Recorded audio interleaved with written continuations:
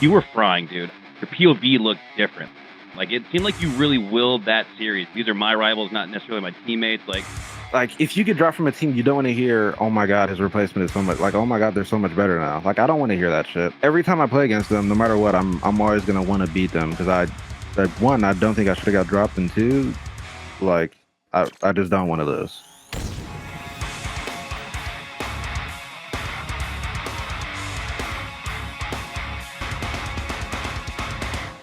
Welcome back to Tide the Leader, a community-driven podcast about the past, present, and future of Halo.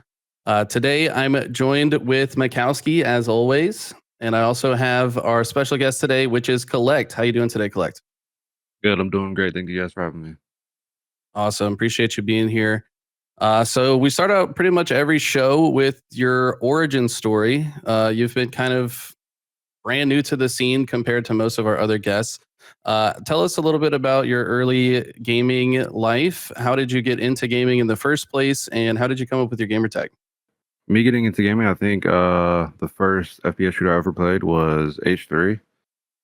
And I think I was like 3.5, I think, when I was playing that game. We were playing split screen FFA every single day, and it was local because our internet was bad. So we were just playing local split screen FFAs all the time, and it was on one map. I forget what it's called, but it's like Ruins. It's in H3. It's a social. Oh, is it Ghost Town? Ghost Town, yeah. We just played Ghost Town FFA against each other the whole time. You say we, was this you and family? Was this you and local friends? Who was in those lobbies?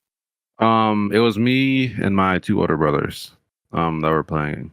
I've an older brother I have two other brothers. One is 7 years older than me. One is 9 years older than me.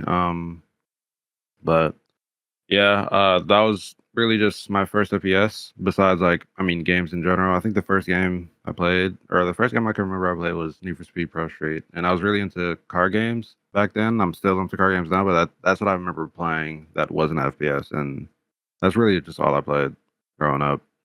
Very cool. I can kind of relate to that. I had an older brother that got me into games. I mean, I'm a bit older than you, obviously, but we played like GoldenEye on the N64, Perfect Dark, but then like Halo comes out, and he was always beating me. So I feel like for me personally, like just getting beat up by my older brother in games like kind of fueled me to want to get better myself and ultimately get better.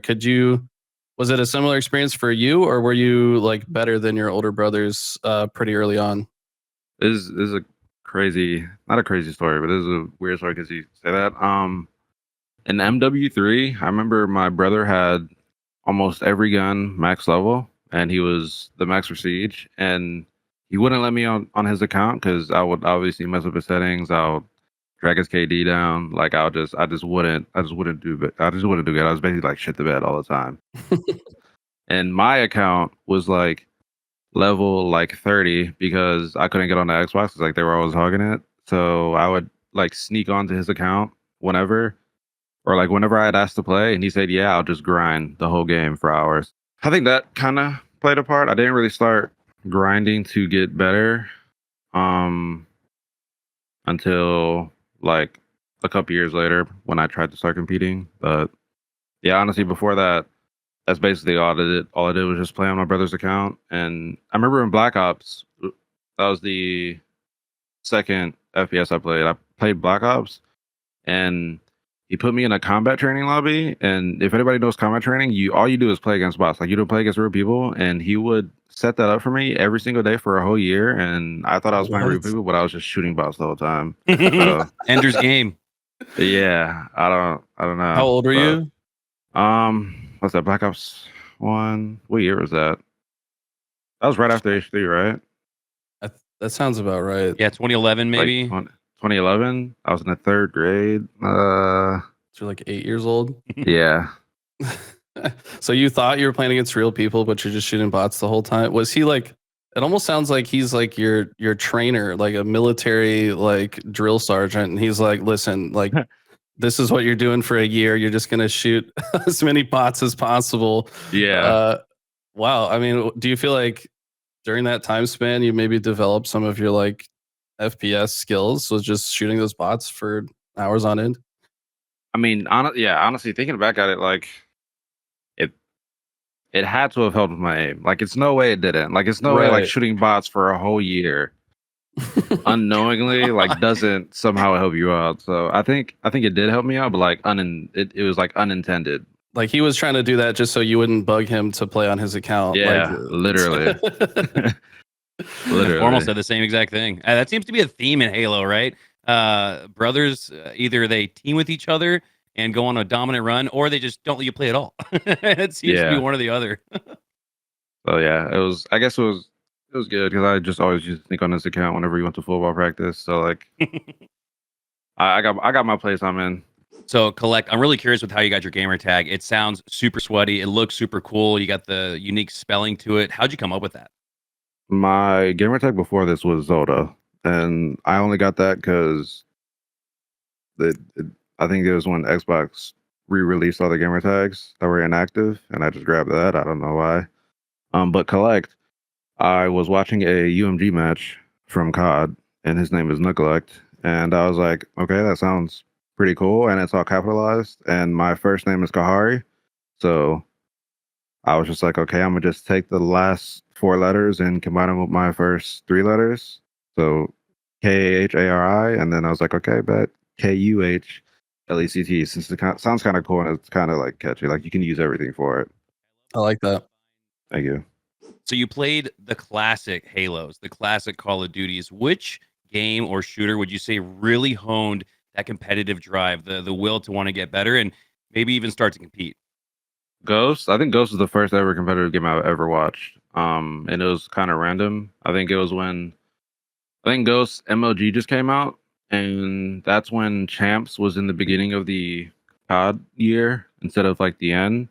So I think I saw like an advertisement at MLG, and I mean, I always used to see people talk about like MLG whenever somebody was good, like in game chat, like, oh my god, he's MLG, he's MLG Pro. So I install it, and the first thing I see is that game in that tournament. So then I was like, oh, I kind of got into it a little bit more. I kind of got into clans a little bit more. So I was kind of like a clan kid for a while, and then I think it was MW, like 2019. Well, years before that, I was playing in like Twitter leagues, and like I'll get like 120, like from like a random Twitter league one day, got scammed the next day from another Twitter league that was fake. Like, so I just kept on basically playing those, and I kind of wanted to get better, like just in general, because I mean, when you're in like a circle of friends, like you want to be like that, like the best player in the circle all the time. Like you never want to be the guy that's like average or just the worst in the circle. So like I think that played a part too, but I think it was mostly when I started compete. I tried to start competing in MW. I was 16, or I was 16 underage. Like that's like 2 years underage of like the challengers competing, and I think I played that for a bit. A lot of Call of Duty. I didn't realize you were into Call of Duty as much as you were, but it does make sense. I mean, as fast as you play Halo, like it's so much more about like fast twitching in COD, right, than Halo. Mm-hmm. Did you play much like Halo 4 or 5 at all, or were you mostly playing COD in that time frame? I talk about this a lot. Your guys' is like Halo 2 and Halo 3 is my Halo Reach, Halo 4, Halo 5. I think Halo Reach was my favorite like game, like my favorite Halo ever, because that was like my first ever like Halo I've ever played on my own that I've like played through. Like I pre-ordered it, got the recon helmet, like all that. So I played Halo 4 a lot too. I liked Halo 4 too. I wasn't really online or like in any of the forums or wherever they were. So I didn't really know the rep the game had, like how many people didn't like it. But I mean, I love those 2 games.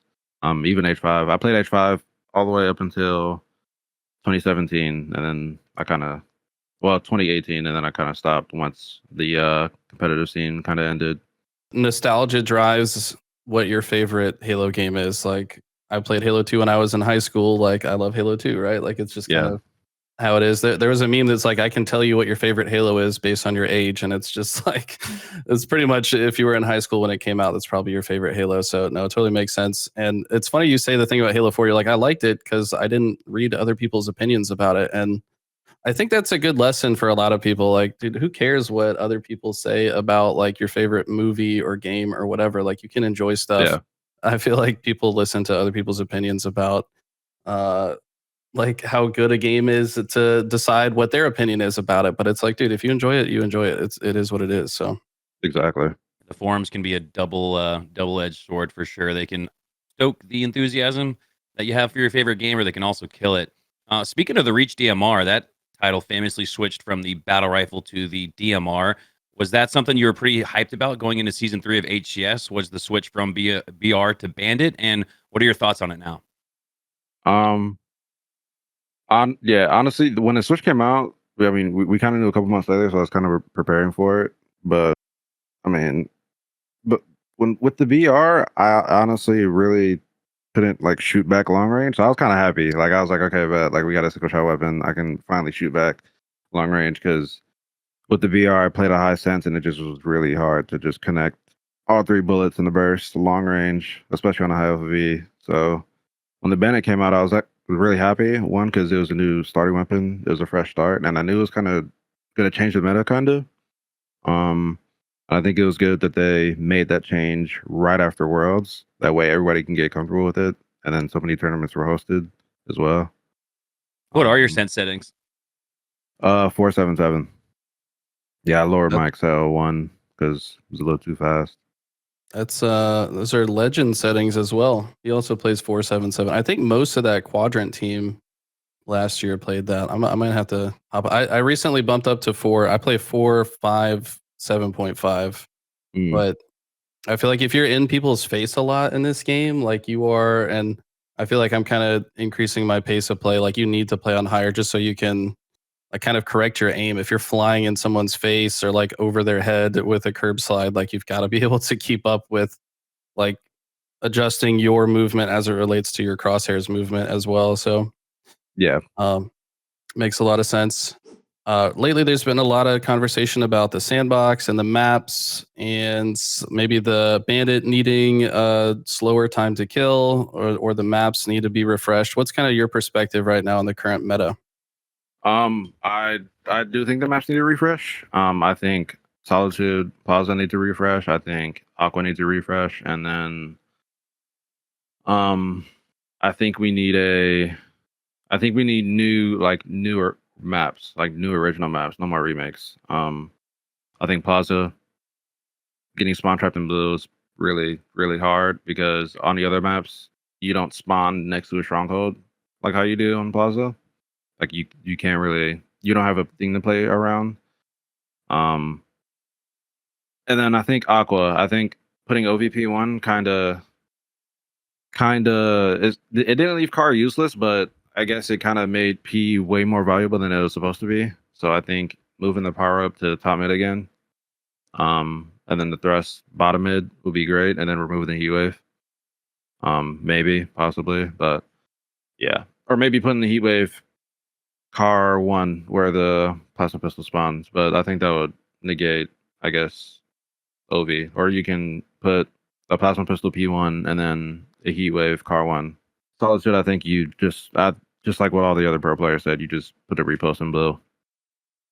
Change the shock back to a snipe. I agree with that. Yeah. Obviously, we first noticed you in Halo Infinite, but it's cool to hear, your background with COD and other Halos.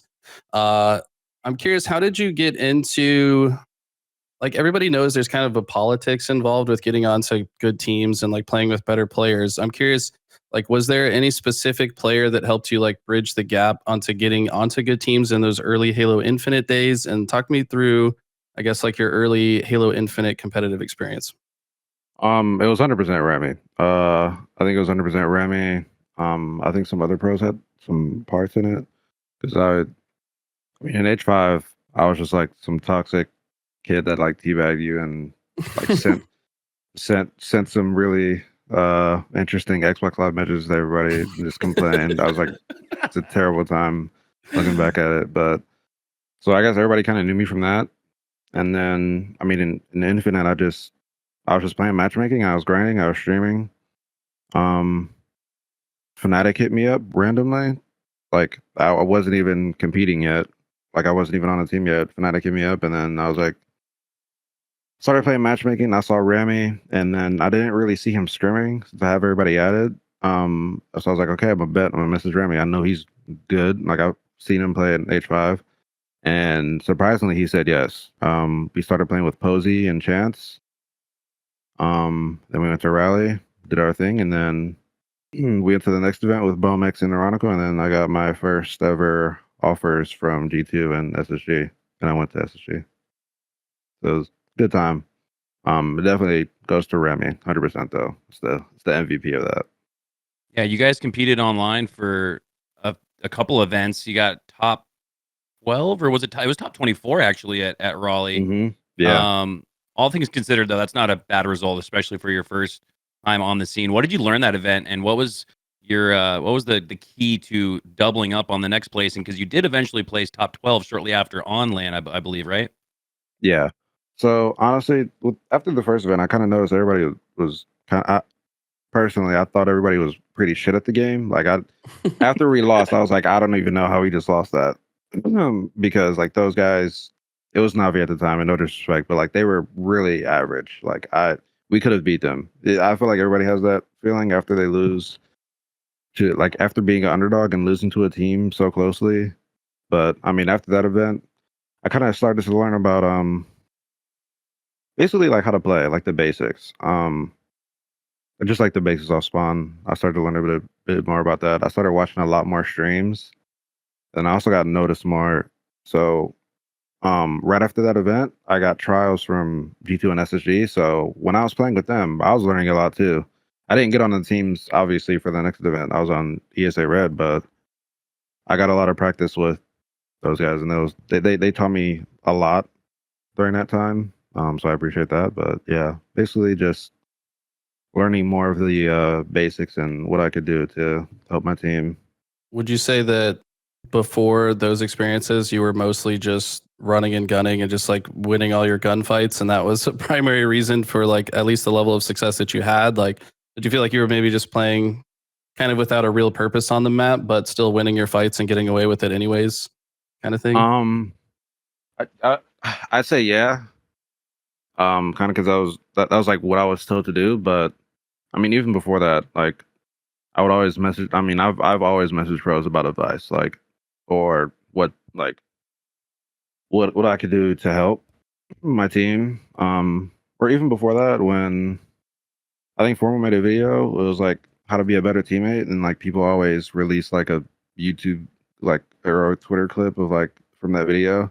I used to watch like just scrims in general from every other like any game like COD, Halo. Whenever people used to stream Halo.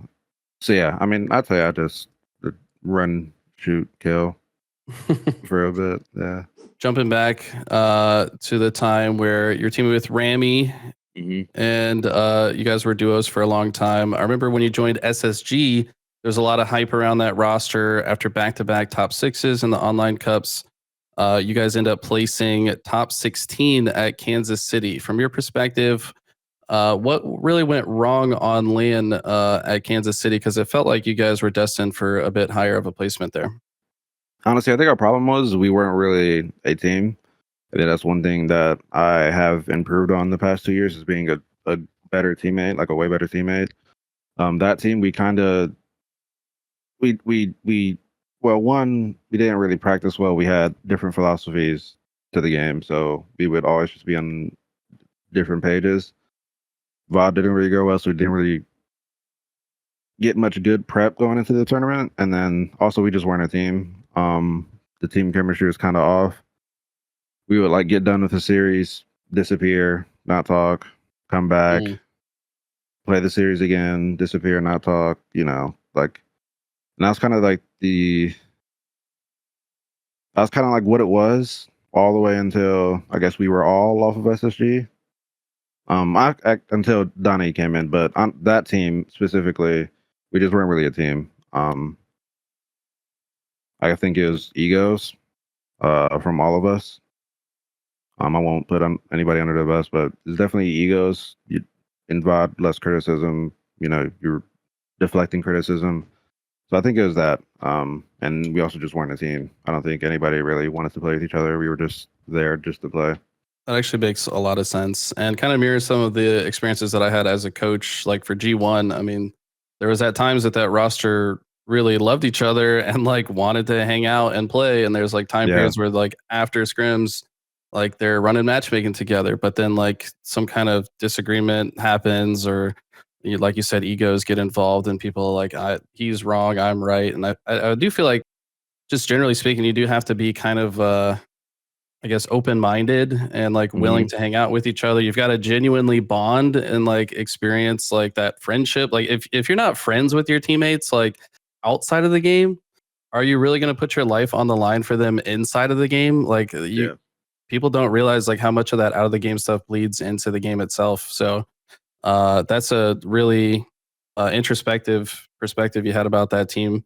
Curious, what would you say, like from your perspective, what makes a good teammate? Like, because you said over the last 2 years you've been trying to become a better teammate. So in your eyes, like what have you changed about yourself, and also what do you look for in other teammates as well? Honestly, the way I was kind of like, even though I was a rookie, my head I could kind of like do no wrong, and even if I did do wrong, I would be so hard stuck on my opinion about a play or how I wanted one thing to go that I wouldn't really see the other side through all the way. Also, I mean, just hanging out, that too. I think and anytime after scrims, if we didn't have that, I would disappear. Like I was gone. But I wouldn't put that, honestly, in my opinion, I wouldn't put that all on me. I feel like it was a whole group effort that we just didn't fuck with each other. But now, I guess it got more serious. I just kind of matured more. I'm not really a dickhead anymore. I'm not really butting heads with people. You're a really young player. Would you say some of your maturation has just been simply you're getting older, right? You're 19 now, I think, or I'm 20. I just turned 20 a couple months ago. Yeah. so when you started, you're 18, man. We were all doing dumb shit when we were 18. So Yeah. would you say part of that maturation growth period is just simply you getting a little bit older and really growing into yourself? It was also just like after that whole SSG team happened, you kind of, and everybody like goes through separate ways. You kind of take like a step back from like your own POV and like you just kind of think about everything and you're like, wow, like this could have gone so much better if I wasn't being so hard stuck on an opinion. So I kind of think I did a lot of that the whole year one. I just kind of took a step back, took everything in, and I tried to do the opposite of everything that was terrible that year, and that's really helped me now because now I'm chilling. Like I'm not I'm not toxic at all. Like I'm very supportive, which is what I think I should have been on the SSG team. Really open minded and supportive, but yeah. It's almost like Kuhlect's experience as a player. Like I feel like you've bounced on so many different rosters. You've gone through like one of the most tumultuous like early careers you could possibly go through. You've like you've had so many different teammates, you've been dropped from different rosters, you've left different rosters. Like it almost feels like that's forced you to grow into a player faster than I think other players would. It's like it's probably difficult to go through in the moment, but like from a, like you said, take a step back and look at it, it's almost like probably a good thing overall for you because you've grown so much as a player, I think, in just the 2 years that you've been competing. Thank you. Yeah, of course. Like it's really cool to watch. Like I'm always rooting for you guys whenever you end up on a new team. I remember vividly when you got dropped by SSG, it was kind of like a wait, they dropped who? And now hearing your backstory about some of those just growth stages that you went through, it makes a little bit more sense maybe as to why you got dropped. But I still feel like that's part of the narrative, right? Even as recently as with native gaming, it's like, wait, they dropped who? Kuhlect? Are you kidding me? But every time you go on a revenge tour, it seems like you have some of your best placings after a moment like that. It feels like you have your best learning lessons after a moment like that. Is that a coincidence? Is there a chip on your shoulder after these instances, or what's led to that growth in some of your most difficult times? Yeah, well, the two teams I've gotten, well, the three teams now I've gotten dropped from is pure bullshit. I'm gonna just say right now. Talk it. Full transparency. Um, I think on the SSG team, I think Aaron had way too much like pull. It was also just a lot of like random stuff too. Like after Kansas City, like they're scrimming without telling me. They're scrimming with Jesse without telling me. Like I'm on stream. Like that's a clip. It's on Reddit some fucking that's somewhere. And just like stuff like that, like me not knowing, and then I'm like, okay, bet, okay, you guys are scrimming with Boo Boo. I'm gonna go to KCV. Like it's whatever. I got an offer from them, and I just wasn't taking it.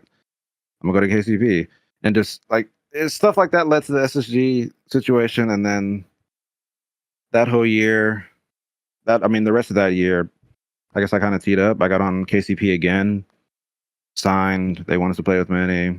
Then I went to go trial for Oxygen, and then Sentinels, which is like my real, like that was like my real first shot. Like I'm playing with Lethal Sparty, like, and I grind on that team. I do the best I could on that team. I do good at the turn. We do good at the turn. We choke, but I mean I'm frying, and then I get dropped from that team basically for no reason. Like even Sweaty tweeted it out. He was like, "It's not comms. It's not gun skill. It seems kind of trolly. It's not comms. It's not gun skill. It's not personality. We just need to change." And that's the same thing with Native. I wasn't told why I got dropped from Native, but I guess from the like taking a step back again. Like I said, I guess that is the issue. Maybe they just wanted a different change. Maybe they just think something was needed, but yeah, I don't know. I'm just as confused as people are when I get dropped. So yeah, Yeah. I mean, sometimes there isn't even a good reason. Like you said, sometimes it just feels like, all right, we got to make a change. And, you can't blow up the whole roster. You can't drop all four players. It's got to be one. And sometimes it really does feel like it's just a coin flip. So those are tough moments. But man, the growth that you've made after those has been incredible. And I know Eli and I, we have a lot of fun casting you in recent tournaments against your former teammates. You're having Yeah. some final words for sure through the action in your gameplay. So it's been really fun to watch. Thank you. Appreciate it. So after getting dropped by SSG, you ended up having your best placings on LAN. You had a top 8 at Mhm. Orlando, and you Yeah. finished the Halo World Championship Season 1, your first season competing in Halo, with a Mhm. top 6 placing at the toughest tournament where teams were making a run. Remember, Native Gaming got that top 3 placing, so you guys were in the mix there as well. This felt like the moment you truly broke through. What did it feel like to you? It felt great, honestly. Given like all things given, like I start the year on a high. The middle of the year is kind of like a medium low. Like I'm on my first pro team and it's not going well at all. And then I get dropped. That's like the lowest low. And then I get on a good team, KCP. I'm like, okay, bet. Like it's kind of getting up there. And then they wanna they want to play with Manny, so I go to Oxygen. I'm like, at that point, honestly, it was like it is what it is now. Like I gotta do the best I can. Like it's no time to just sit here and fucking complain. So I kind of just locked in for this year. And it felt good. It felt good because I feel like I kind of proved that what happened on SSG wasn't really. Didn't define you. Yeah, it didn't really define me like at all. Like that was like a outlier. So yeah, it was just really good to prove that, and then also just outplace every single one of my teammates that I had. Felt really good. So jumping back to a bit more recent times, you were picked up onto that Native Gaming roster. Originally APG, Neptune, and McWin. Later we find out there's some issues with Neptune. Then Barcode comes in.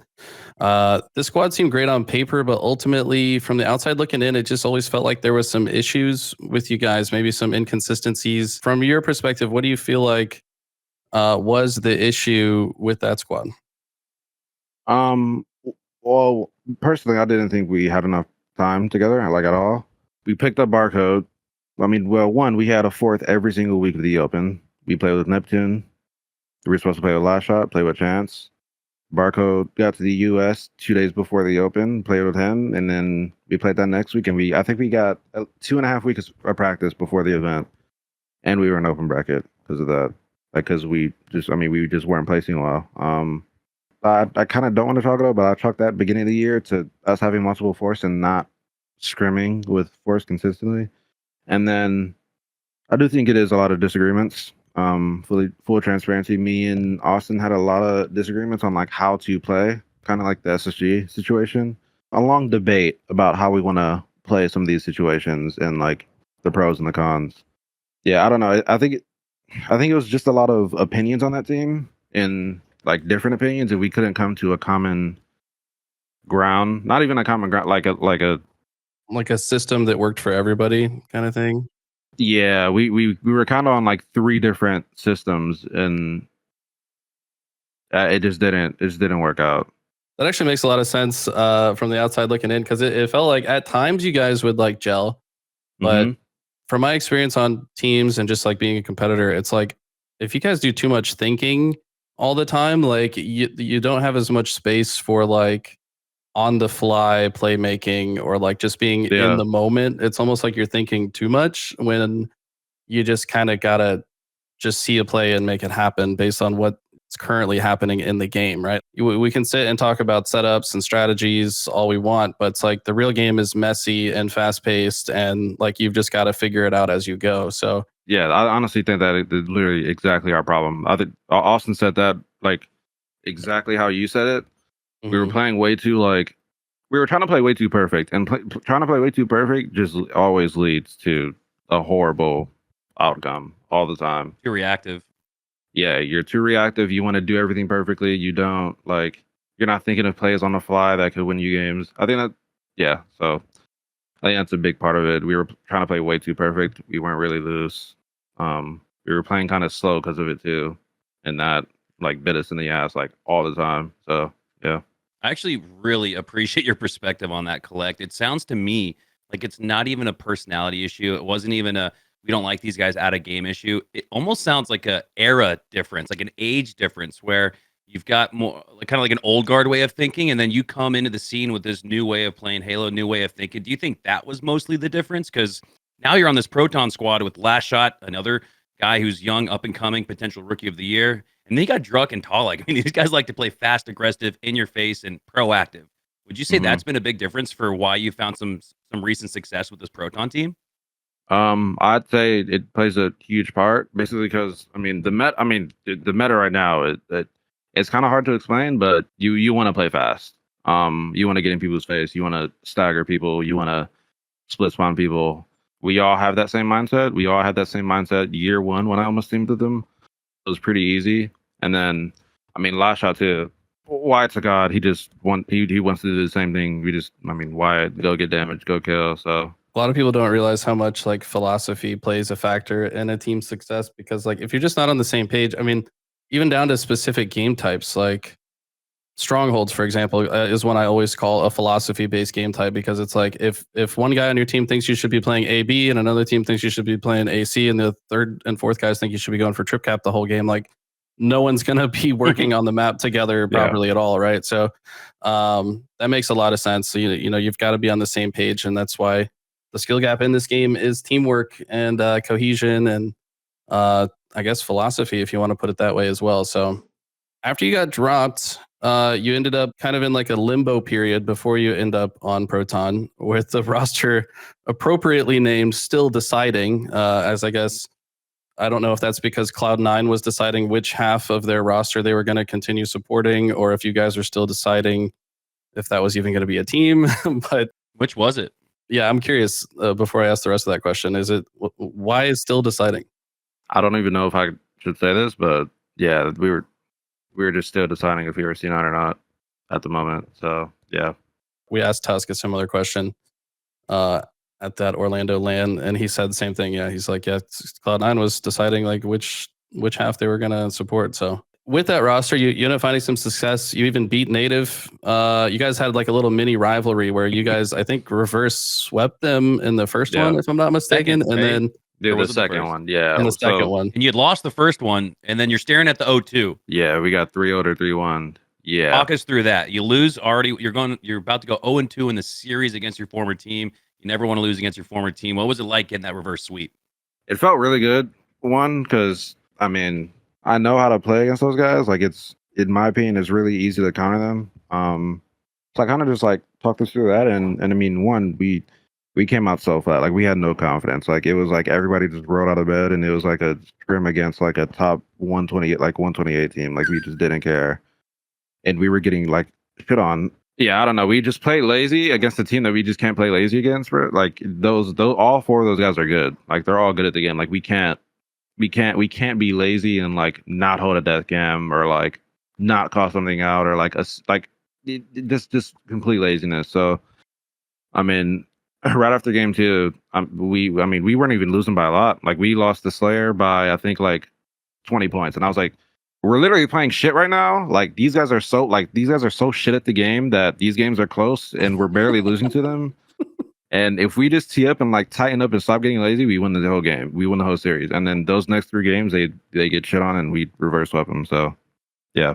You were, and I don't look at stats often, but you were I vividly remember, this wasn't long ago, so it's a little bit easier with our old man age or memory, but you were frying, dude. I could feel almost like a body language, like your POV looked different. Like it seemed like you really willed that series. You changed the course of that squad, it felt like in those 3 games. Do you remember really putting in like, all right, it's on me. I'm the guy who was on this team. Like these are my rivals, not necessarily my teammates. Like, was there that element to that? Because you started frying and popping off.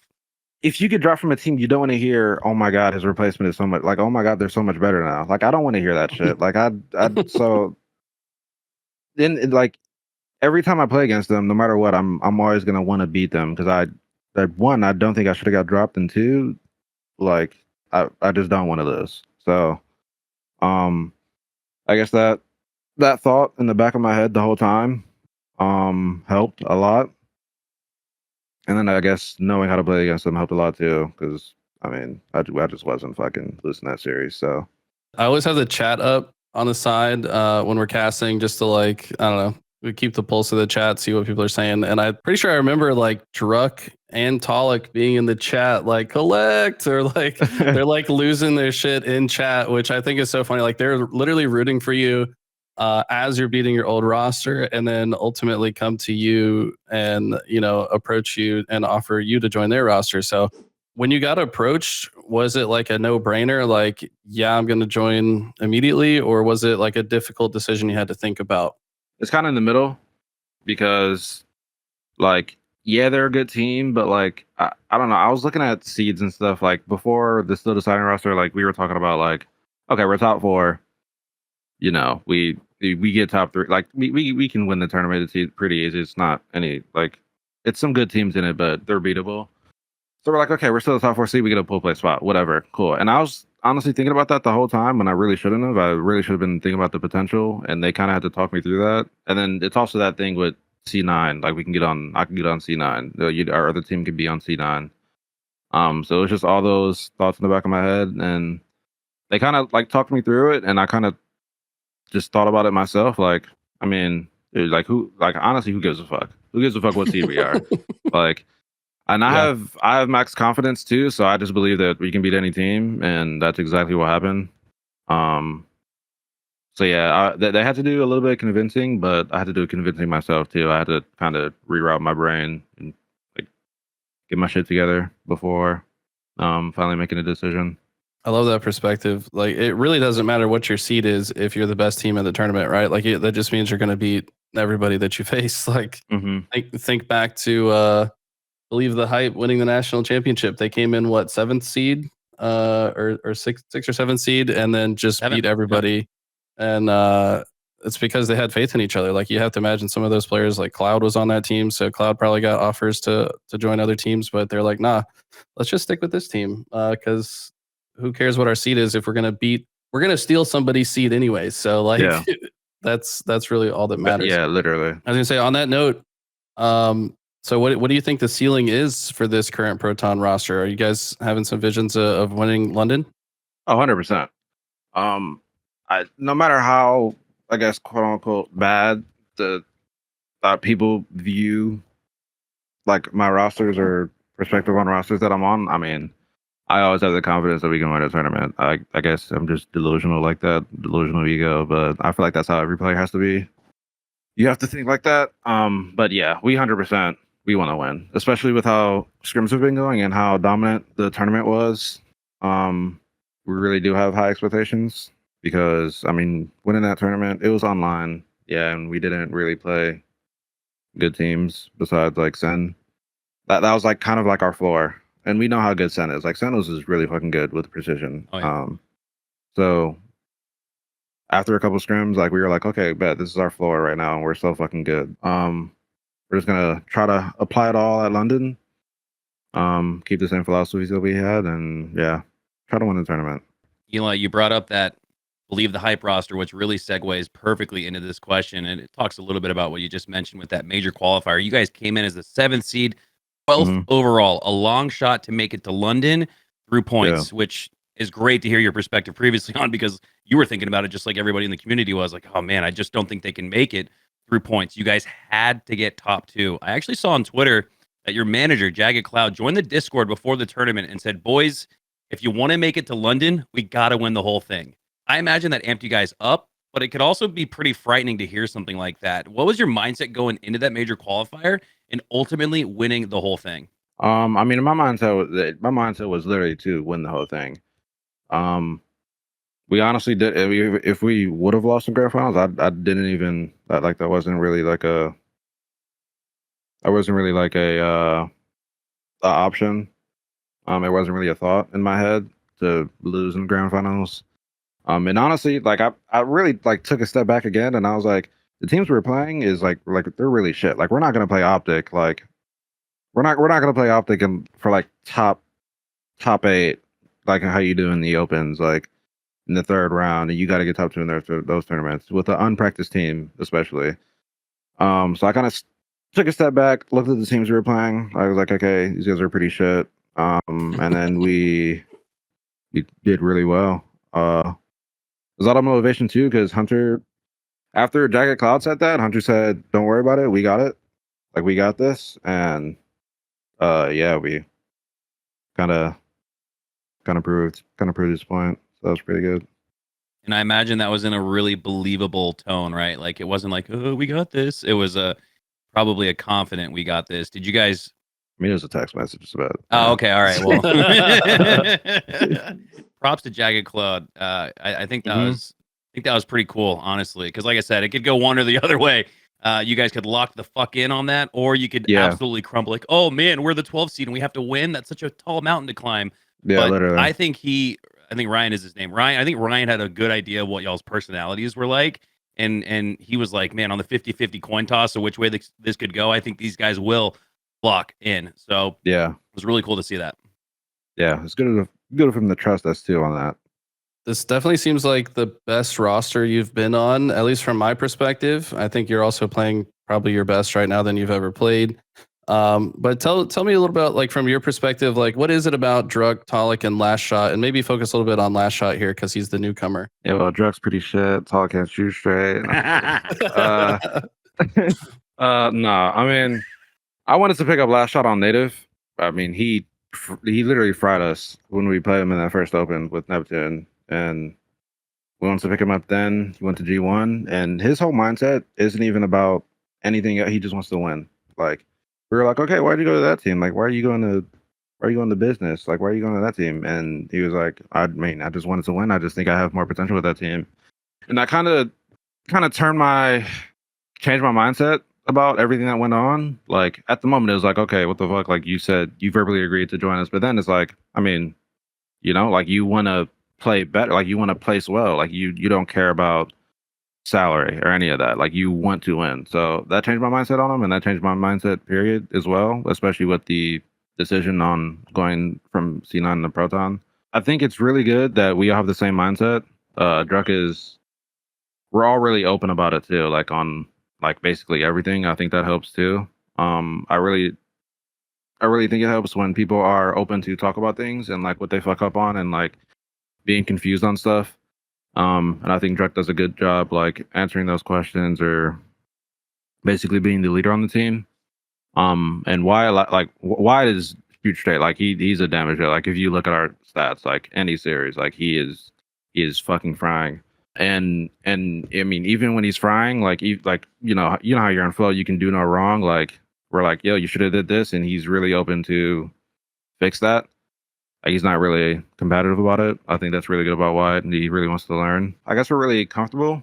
Like really try, like we have that team cohesion that I had on Oxygen, and is the second roster that's ever been like that, and I think that really plays a huge part into it. So. Yeah, we've talked about a lot about just vibes being so important for a squad, right? Like I mean, you talked about the SSG roster that you're on sound like it had the negative vibes. Like everyone just wants to split. It's just like don't want to hang out, whatever. But I don't know. I mean, you can just look at like Tolik's smile. Like he's just always cheesing. Like I feel like he just brings brings vibes to the squad by default. And like I've kind of felt like Druck is the same way in game. And I've listened to their comms. Like before you were on the roster, I haven't heard the comms with you on it, but it just always feels like there's like max intensity, but there's also like room for flow state. There's also like the way they communicate like allows you to maybe like change plays on the fly. And then I don't know. I just love their communication style. I think it works really well for the meta right now too. So that's my perspective of why the team's so good. And you're right. Last Shot is like, I don't know. I'm excited to see him on land. He does. It's like the numbers of damage that he does like don't even make sense. Like it doesn't even compute to me. Like for him to out damage you, Tolik, and Druck like consistently is crazy because like you guys are some of the biggest damage dealers. So you add him and he's doing even more damage. It's like I don't know how anyone survives on the map. I mean, I've played against Last Shot in matchmaking a few times, and I feel like I never see him. Like I don't know. Like I can't find him on the map. But then it's like you were killed by Last Shot. You were killed by Last Shot. You were killed. Exactly. It's like his playstyle is just it's very unique, I think. And he's been refreshing to watch. I think his playstyle kind of helps my playstyle because I mean, through year 1 and year 2, I've kind of changed my playstyle. Like I'm not as much of a damage dealer, like at all, really. I've kind of changed mine to like start like hitting routes. I mean, I guess if you want to look at stats, you can see that. Like, I'm always just hitting routes and getting cleanups, and I think it really works out because Wyatt and Hunter are doing max damage, and me and Druck are flying around the map and like cleaning it up and like closing in on people really fast. Like, I think Wyatt really helps my playstyle. Same thing with Hunter and Druck. We're all like on the map together fighting. Without, I mean, we comment, but it's kind of like it's like natural in a way. So Yeah, I think that really makes it a lot better because we are all on the same page. Yeah, that probably opens up the room for improvisation, right? When you have that hive mindset where you're all on the same page, you don't necessarily need to communicate it until it's like, oh shit, the cuts are open. Let's take that instead of going dummy door, for example. Going back to the Last Shot, there's been so many team changes, man. I my head spins thinking about all of them. I actually forgot that you had a chance to team with Last Shot for a little while. When he left that native gaming roster, were you kind of like, all right, well, if this doesn't work out with native, I'm regrouping with Last Shot because this kid's nasty. No, not really, but yeah. No, because I just had I just had max confidence in my team, no matter who we picked up at the moment, and we really didn't even give ourselves a real shot like that. I guess trio with me, Brad, and Austin. If Wyatt was still down the team after that, I would play. But, like, Yep.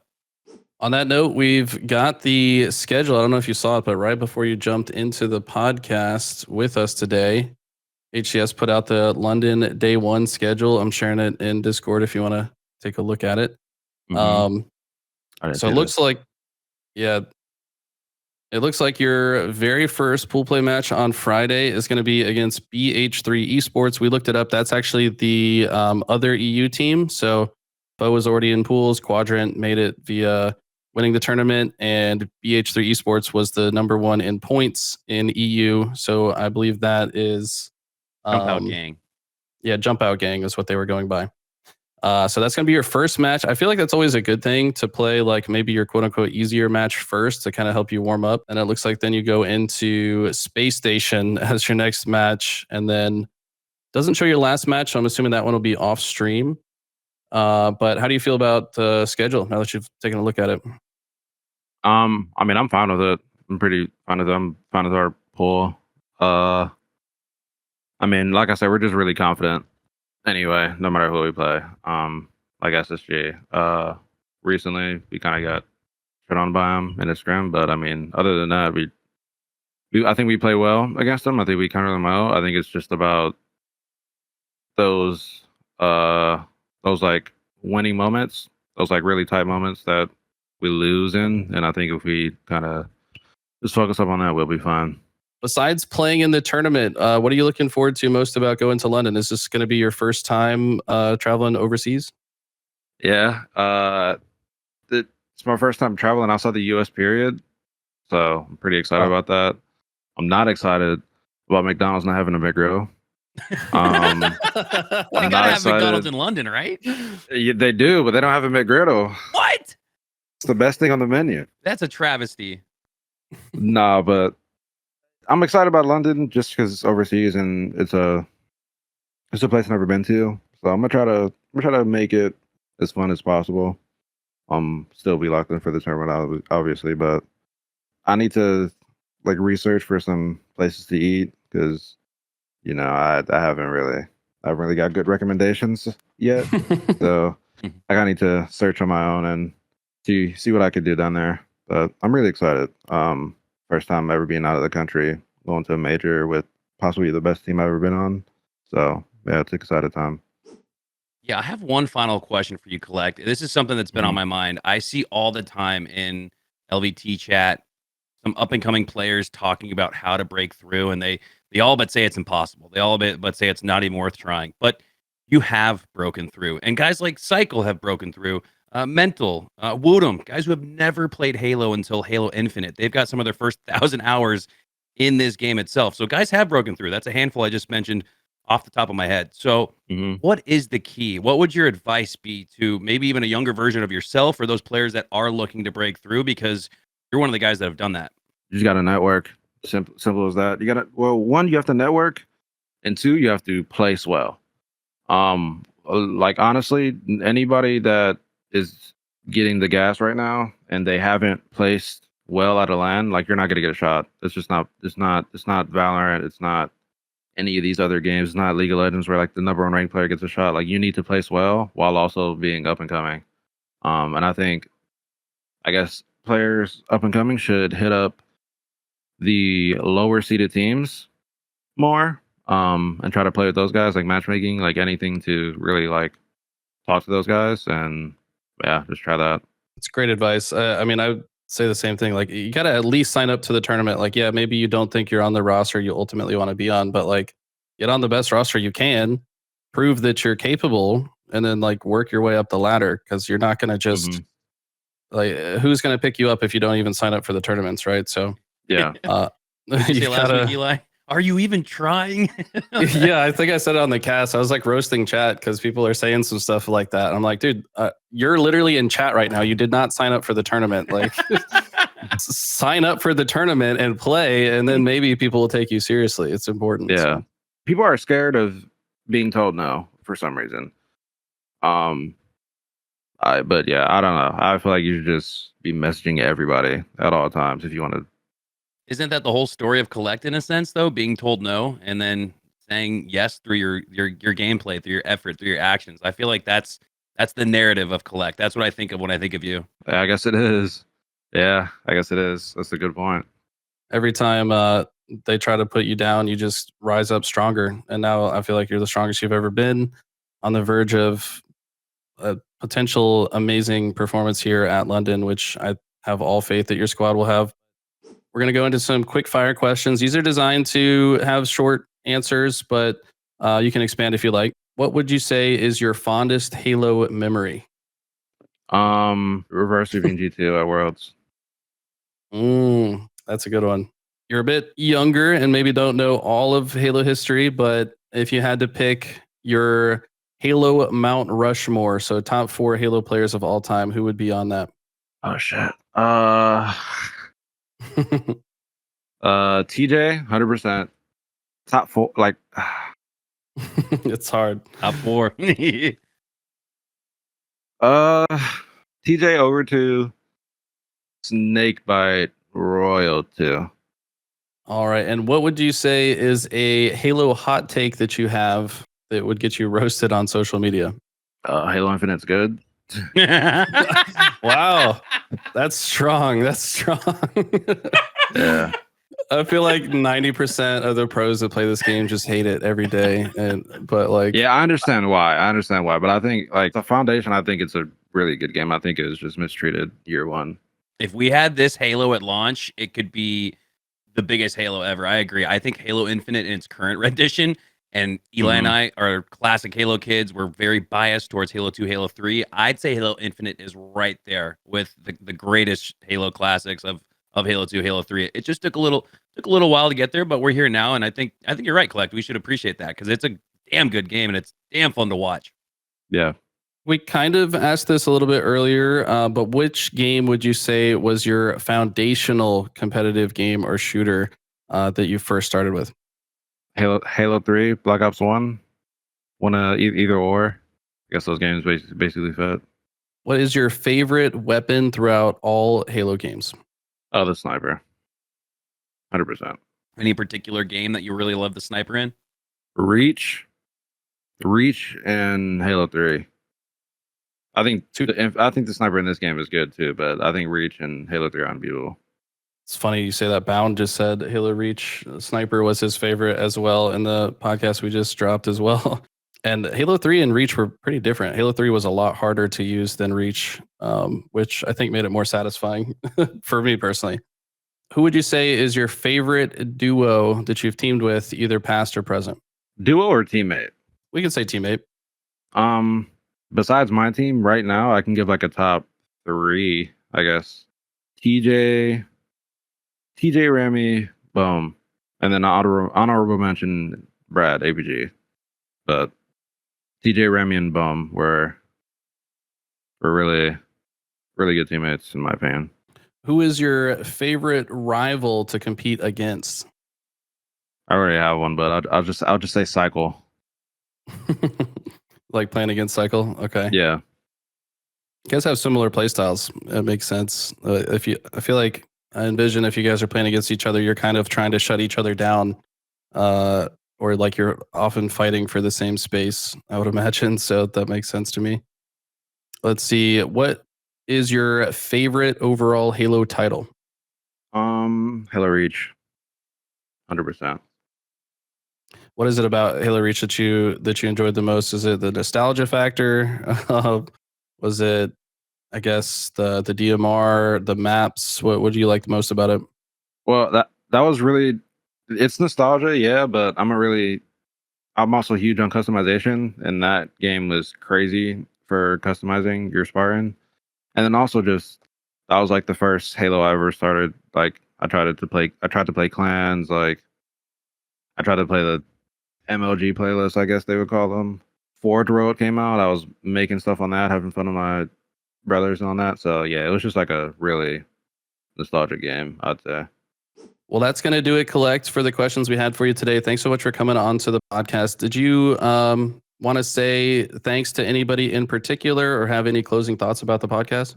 Thanks to people that are still making content for the game, like you guys, LVT, HCS Pro Talk, and then other pro players that are, posting content. I think it might not seem like it helps, but it's kind of holding some things together right now. So I appreciate you guys, and then I'd say thank you for the people that have been supporting me through this whole roller coaster of the past 2 years. Yeah, thank you so much, and thank you for having me as well. You're welcome, man. This has been an absolute blast. Can't wait to see how you guys do in London. Best of luck to you. And we'll be watching. We'll be casting as well. So that's going to do it for this episode of Tide the Leader. Make sure you do follow both myself and Makowski on socials, YouTube, Twitter, all that. We've also got the Patreon up and running now, where we're posting the podcast 24 hours before they're released on YouTube. If you'd like to support this project, be sure to check out that link in the description as well. As always, thanks for tuning in, and see you in the next episode.